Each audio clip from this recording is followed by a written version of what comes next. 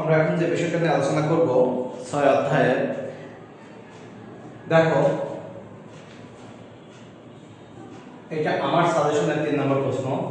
আমি যে ভিডিওগুলো তৈরি করছি এই ভিডিওগুলো সবই মহিলা কলেজের সাজেশন। আমি একটা শীট দিয়েছি, এই শীটটা তোমরা এই ভিডিও ডেসক্রিপশন বক্সে পেয়ে যাবে। মানে একটা পিডিএফ ফাইল আছে, এই ভিডিও ডেসক্রিপশন বক্সে প্রত্যেকটা ভিডিওরই ডেসক্রিপশন বক্সে তোমরা এই ফাইলটা পেয়ে যাবে, অথবা ভিডিওর উপরে বা নিচে যে কোনো জায়গায় ফেসবুকে থাকলে সেখানে বা কমেন্ট বক্সে বা যে কোনো জায়গায় তোমরা এই শীটটা পেয়ে যাবে। আবারও বলছি যে আমি যে ভিডিওগুলো তৈরি করছি এগুলো সামনে আগামী পরশুদিন মহিলা কলেজের পরীক্ষা আছে, ইয়ার সেন্স পরীক্ষা। সেই ইয়ার সেন্স পরীক্ষার জন্য মূলত আমার কিছু সাজেশন তৈরি করেছি, সেই সাজেশনের ক্লাসগুলো আমি দিচ্ছি। এগুলো ক্লাস বাই ক্লাস। এর আগেও দেখো আমি ভেক্টরের ক্লাস নিয়েছি, গতিবিদ্যার ক্লাস নিয়েছি, নিউটনীয় বলবিদ্যার কাজ শক্তি ক্ষমতা নিয়েছি। আজকে আমরা আলোচনা করব 6 অধ্যায়। এই ক্লাসটা আমরা আলোচনা করব 6 অধ্যায়। তো 6 অধ্যায়ে আমি 3টা প্রশ্ন দিয়েছি, তার মধ্যে 3 নম্বর প্রশ্ন আজকে এখন আলোচনা করব। এর আগে দুটো প্রশ্ন আলোচনা করা হয়েছে, তোমরা দেখতে চাইলে এর আগে তোমরা ভিডিওগুলো দেখে আসতে পারো। তো এখানে প্রশ্নটা বলছে যে পৃথিবীর নিজ অক্ষের চারিদিকে একবার প্রদক্ষিণ করতে সময় লাগে 24 ঘন্টা, একে আহ্নিক গতি বলে। এই আহ্নিক গতির কারণে অভিকর্ষ ত্বরণ পরিবর্তিত হয়। পৃথিবীর পৃষ্ঠ থেকে উপরে বা পৃথিবীর অভ্যন্তরে অভিকর্ষ ত্বরণ পৃথিবীর পৃষ্ঠের অভিকর্ষ ত্বরণের সমান হয় না। পৃথিবীর ভর দেওয়া আছে এবং পৃথিবীর ব্যাসার্ধ দেওয়া আছে। প্রশ্ন বলছে যে অসংরক্ষণশীল বল সংরক্ষণশীল বল কাকে বলে? আমরা জানি যে সব বল দ্বারা কি হয়, কৃতকাজ শূন্য হয় তাকে সংরক্ষণশীল বল বলে। অর্থাৎ যে বল দ্বারা কাজ সংগঠিত হয় এবং কাজের পরে কি হয়, সম্মুখবর্তী কাজ এবং পশ্চাৎবর্তী কাজ উভয় সমান হয়, অর্থাৎ কাজ যদি সমান ও বিপরীতমুখী হয় সেক্ষেত্রে আমরা বলি সংরক্ষণশীল বল। এখন বলতে অসীমে মহাকর্ষীয় বিভব সর্বোচ্চ হয় কেন? কারণ আমরা জানি বিভবের ফর্মুলা থেকে আমরা এটা লিখতে পারি v gm/r, এটা আমরা জানি। তো এই v gmm/r, এই যে একক ভরে কোনো বস্তুকে আনতে যে পরিমাণ কাজ করতে হয় সেটাকে বলি আমরা বিভব। তো এই ক্ষেত্রে দেখো আমরা যদি বলি যে বিভবের মান, আমরা জানি যে অসীম দূরত্ব যদি চিন্তা করা হয় তাহলে সেই ক্ষেত্রে দেখো r এর মান যদি অসীম বসান তাহলে v কত হচ্ছে 0 হয়ে যাচ্ছে। আর এই অসীমে যদি আমি v এর মান ধরি তাহলে কত হবে, 0 হবে। এখন আসো 0 থেকে যদি ছোট হয়ে যায়, মানে r এর দূরত্ব যদি অসীম থেকে কমে যায় তাহলে কি এখানে একটা নেগেটিভ মান আসে। অর্থাৎ 0 থেকে যত কাছে আসবে, আমাদের অসীমের দূরত্ব থেকে যত কাছে দূরত্ব আমরা চিন্তা করব সেই ক্ষেত্রে আমাদের v এর মান কি হবে, ঋণাত্মক হবে। তাই বলা যায় যে অসীমে বিভবের মান সর্বোচ্চ এবং সেই বিভবের মান কত, 0। এখন আসো পরবর্তী প্রশ্নটা নিয়ে আমরা একটু আলোচনা করি। সেটা হলো যে গ নম্বর প্রশ্ন হচ্ছে পৃথিবী থেকে 45 ডিগ্রি অক্ষাংশে কোন বিন্দুতে g এর মান কত? তাই সেই ক্ষেত্রে অক্ষাংশের ক্ষেত্রে g এর মানের ফর্মুলা কি, g prime g omega square r cos square lambda. এখানে মনে রাখবা এই ওমেগা হচ্ছে 2 পাই বাই t, অর্থাৎ এখানে g এর মান হচ্ছে 9.8, এটা ওমেগা মানে হচ্ছে 2 pi by t into r cos square lambda বলতে গেলে 45 ডিগ্রি দেওয়া আছে।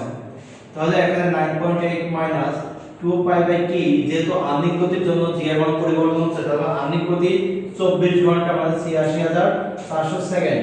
তাহলে এখানে হবে 86400 হোল স্কয়ার, আর r হচ্ছে পৃথিবীর ব্যাসার্ধ 6.4 * 10⁶ মিটার, cos স্কয়ার 45 ডিগ্রি।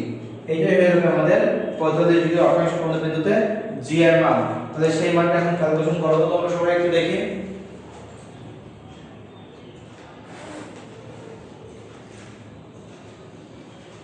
দেখো g এর মান যদি আমরা ক্যালকুলেশন করতে চাই তাহলে 9.8 minus 2 pi divide by 86400 whole square into 6.4 * 10⁶ into cos 45 degree 1 divide by √2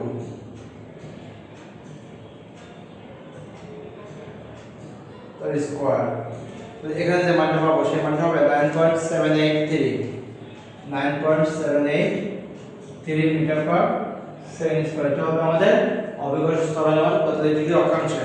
এখন বলছে যে পৃথিবীর পৃষ্ঠ থেকে 5 কিলোমিটার উচ্চতায়, ওই যে টিচার একটা কথা বলছিলেন যে পৃথিবীর উপরে এবং পৃথিবীর নিচে এইখানে আমাদের জি এর মান সমান হয় না, তাই এখানে বলছে যে পৃথিবীর পৃষ্ঠ থেকে 5 কিলোমিটার উচ্চতায় জি এর মান নির্ণয় করব এবং 5 কিলোমিটার গভীরতায় জি এর মান নির্ণয় করব। তো সেই ক্ষেত্রে 5 কিলোমিটার উচ্চতার ক্ষেত্রে ফর্মুলা দেখি, সেটা আমরা একটু দেখি। দেখো 5 কিলোমিটার উচ্চতায়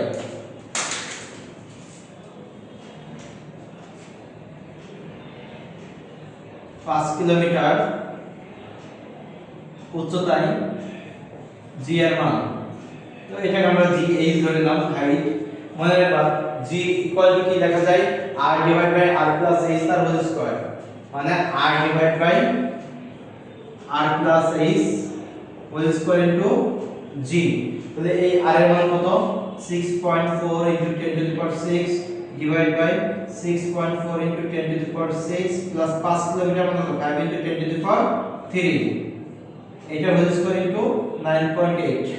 এটা হলো আমাদের উচ্চতায় জি এর মান। তাহলে উচ্চতায় জি এর মান যদি আমরা এখন বের করতে চাই কি পাবো, দেখো তো 6.4 to the power 10 to the power 6, 6.4 inverse 6 to the power 6 plus 5 into 10 to the power 3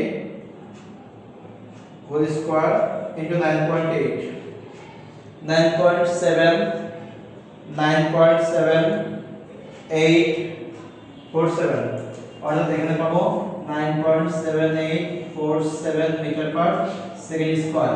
আর গভীরতার ক্ষেত্রে আমরা জি এর মান কি জানি,